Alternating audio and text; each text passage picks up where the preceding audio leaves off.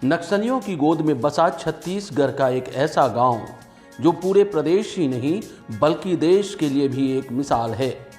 इलाके के लोगों का कहना है कि इस गांव में जन्म लेना किस्मत की बात है। इस गांव में समझबूझ ऐसी कि इसे वरदान कहें या फिर चमत्कार, लेकिन वास्तविकता यह है कि इस गांव के प्रत्येक परिवार में कोई ना कोई सरकारी नौकरी में है।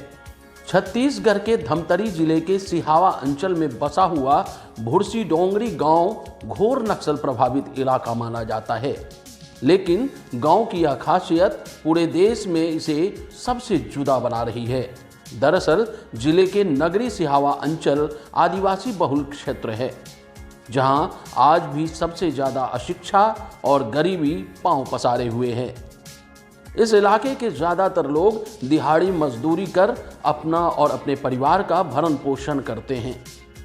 ऐसे में इसी क्षेत्र का भुरसी डोंगरी गांव न सिर्फ इस इलाके के बल्कि देश के अन्य हिस्सों के लिए भी एक मिसाल बन गया है। अभाव में कैसे किसी क्षेत्र का विकास संभव है, यह प्रेरणा इस गांव से बखूबी लिया जा सकता है।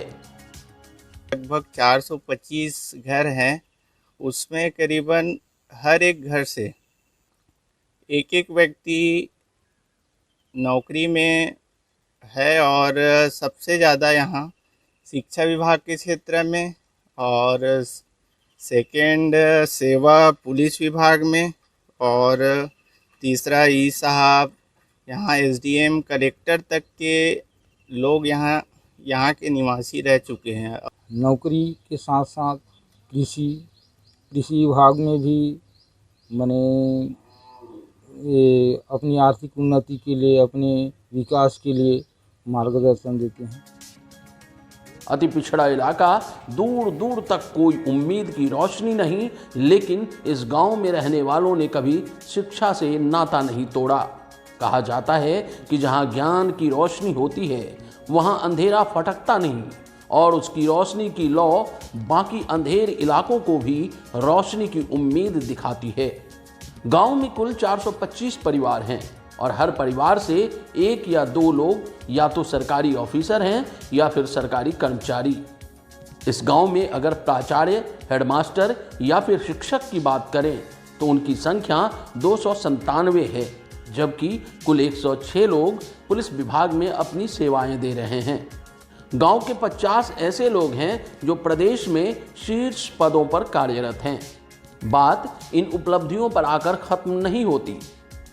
इस गांव में ऐसे भी कई लोग मिल जाएंगे जो उच्च शिक्षा प्राप्त किए हुए हैं लेकिन नौकरी नहीं करते। गांव में रह रहे ऐसे लोग गांव में ही रहकर उच्च गुणवत्ता वाली खेती करते हैं और गांव को समृद्ध बनाने में अपना योगदान दे रहे हैं। कुल मिलाकर इस गांव की समृद्धि के पीछे जो असली ताकत है वह शिक्षा ही है। इस गांव का हर व्यक्ति शिक्षित है और दूसरे को भी शिक्षित करने की मुहिम में लगे हुए हैं। लिहाजा इस गांव से दूसरे गांव को भी सीख लेनी चाहिए, जिसने शिक्षा का अलख जगाकर पूरे देश के सामने एक नई इबारत पेश की है।